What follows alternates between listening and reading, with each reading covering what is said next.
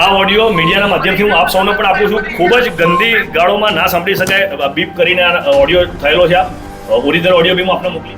ભારતીય જનતા પાર્ટીના 30 વર્ષના લાંબા શાસનકાળથી છાટકા બની ગયેલા ભારતીય જનતા પાર્ટીના એક ગુંડા, એક તાલુકા સદસ્ય ચેતન ધારાણી દ્વારા ગામના આજે કિસાનો જે આવ્યા હતા એમને ફોન કર્યો છે અને ફોન કરીને એટલી ગંદી લેંગ્વેજમાં એમને ગાળો બોલી છે કે તું આ સભામાં ગયો કેમ, તું અરવિંદ કેજરીવાલની કિસાન મહાપંચાયતમાં કેમ ગયો.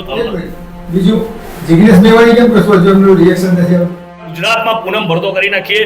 ગુજરાતની બહારથી પણ આ માનનીય અરવિંદ કેજરીવાલ સાહેબ માટે બધી આડુડું બોલે છે, તો અમે એ બી પ્રયાસ કરીએ છીએ કે દિલ્હીમાં યા પંજાબમાં બી આની વિરુદ્ધમાં એફઆઈઆર થાય તો આને ખબર પડે પૂનમ ભરવા ત્યાં પણ જાય.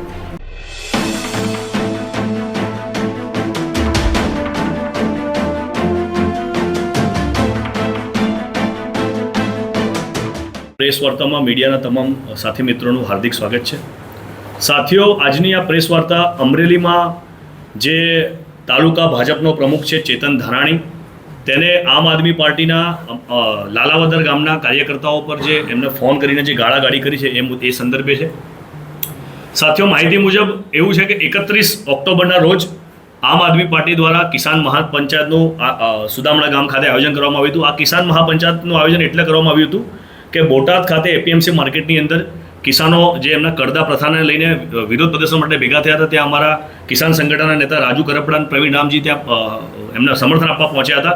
ત્યારબાદનો આખો ઘટનાક્રમ જે પ્રમાણે એ લોકોને ત્યાંથી ડિટેન કરવામાં આવ્યા, ત્યારબાદ હળદર ગામે જે પંચાયત ભેગી થઈ ત્યાં પોલીસ દ્વારા જે દમન કરવામાં આવ્યું, આ બધી વસ્તુને લઈને આમ આદમી પાર્ટીના અમારા રાષ્ટ્રીય સંયોજક અરવિંદ કેજરીવાલ સાહેબ અને ભગવત માન સાહેબ દ્વારા સુદામડા ગામે એક કિસાન મહાપંચાયતનું આયોજન કરવામાં આવ્યું હતું 31 ઓક્ટોબરના રોજ.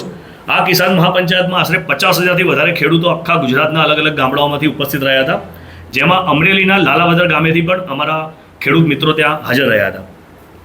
આ વસ્તુનો રંજ રાખીને, આ વસ્તુની કિન્નાખોરી રાખીને ભારતીય જનતા પાર્ટીના 30 વર્ષના લાંબા શાસનકાળથી છાટકા બની ગયેલા ભારતીય જનતા પાર્ટીના એક ગુંડા, એક તાલુકા સદસ્ય ચેતન ધારાણી દ્વારા ગામના આજે કિસાનો જે આવ્યા હતા એમને ફોન કર્યો છે અને ફોન કરીને એટલી ગંદી લેંગ્વેજમાં એમને ગાળો બોલી છે કે તું આ સભામાં ગયો કેમ, તું અરવિંદ કેજરીવાલની કિસાન મહાપંચાયતમાં કેમ ગયો, તું આમ આદમી પાર્ટીની સભામાં કેમ ગયો, એમ ના છાજે ના સાંભળી શકાય એવી લેંગ્વેજમાં ગાળો બોલી છે, જે કોઈપણ કાળે ચલાવી ના લેવાય. ભારતીય જનતા પાર્ટીના આ નેતા દ્વારા, આ ગુંડા દ્વારા જે ગાળો બોલવામાં આવી છે એ ભારતીય જનતા પાર્ટીનું ચરિત્ર છતું કરે છે, એમની જાતિગત માનસિકતા પણ છતી કરે છે. એટલે આ આપના માધ્યમથી હું ભારતીય જનતા પાર્ટીને પ્રશ્ન કરવા માંગુ છું કે શું તમે ગુજરાતના 55 લાખ દલિતોને ખરીદી લીધા છે? શું તમે ગુજરાતના કરોડો લાખો કરોડો શોષિત પીડિત વંચિત સમુદાયના માલિક છો કે તમે છાસવારે કંઈ પણ આવું થાય ત્યારે તમે ગરીબ માસૂમ લોકોને તમે ફોન કરીને દાદાગીરી, તમારું દમનનું એમની પર દાદાગીરી બતાવો છો? તમારામાં શું તો તમે એકવાર જાહેરાત કરી દો તમારા માધ્યમ દ્વારા કે અમે ગુજરાતના શોષિત પીડિત વંચિત સમુદાયના લોકોને હિન્દુની કેટેગરીમાં નથી કરતા, એ અમારા માટે હિન્દુ છે જ નહીં, એ અમારા માટે ફક્ત ને ફક્ત ગુલામ છે. આવું તમે એકવાર તમારી સત્તાવાર જાહેરાત કરો, પછી ખબર પડે કે તમારી સત્તા રહે છે કે તમારી સત્તા આ શોષિત પીડિત વંચિત સમુદાય લોકો ઉખાડીને ફેંકી દે છે. આપના માધ્યમથી હું એ પણ જણાવીશ કે અમે આવતીકાલે સવારે અમરેલી માટે સમગ્ર આમ આદમી પાર્ટીની એસસી ડિપાર્ટમેન્ટની ટીમ તથા અન્ય વિભાગના સાથી મિત્રો અને પાર્ટીના પ્રદેશના નેતૃત્વના કેટલાક સાથી મિત્રો અમે અમરેલી લાલાવદર ગામ ખાતે રવાના થઈ રહ્યા છે અમારા સાથીની મુલાકાત માટે. અને ત્યાં જઈને એમની મુલાકાત લીધા બાદ આ જે હરામખોર છે, જેને આ ગાળાગાળી કરી છે ભારતીય જનતા પાર્ટીનો પદાધિકારી, એના ઘરે બી અમે મુલાકાત લેવા જવાના છીએ. આપના માધ્યમથી હું પોલીસને પણ જણાવું છું અને એના ઘરે મુલાકાત લઈને અમે એને પ્રશ્ન કરવા જવાના છીએ કે ભાઈ તને આટલી બધી દાદાગીરી કરવાની જે તાકાત છે, જે સત્તા છે, શું ભારતીય જનતા પાર્ટીના કયા નેતાએ તને પરમિશન આપી હતી કે તમારા કમલમમાં જ આવી વાતો થાય છે કે કોઈ બી આપણી વિરુદ્ધમાં જાય તો અહીંયા તો આપણે દેશમાં તાનાશાહી લાગુ કરી દીધી છે, એટલે કોઈ પણ આપણી વિરુદ્ધમાં જાય તો એને તમ તાર ધમકાવો, ગાળો બોલો, આપણા રાજ્યની આપણી પોલીસ તમને કશું જ નહીં કરે, આવા કોઈ આદેશ મળેલા છે? એવી વાર્તાલાપ કરવા માટે અમે ભાઈના ઘરે બી જવાના છીએ. આટલી અમારી આ રજૂઆત હતી, વાત હતી. સાથોસાથ હું આપના માધ્યમથી ગુજરાતની જનતાને એ જે ભાઈએ જે ગાળાગાળી કરી છે, કદાચ સોશિયલ મીડિયામાં તો 2 દિવસથી ફરી જ રહ્યું છે, પરંતુ જેમને ના સાંભળ્યું એમને આપના માધ્યમથી હું સંભળાવીશ.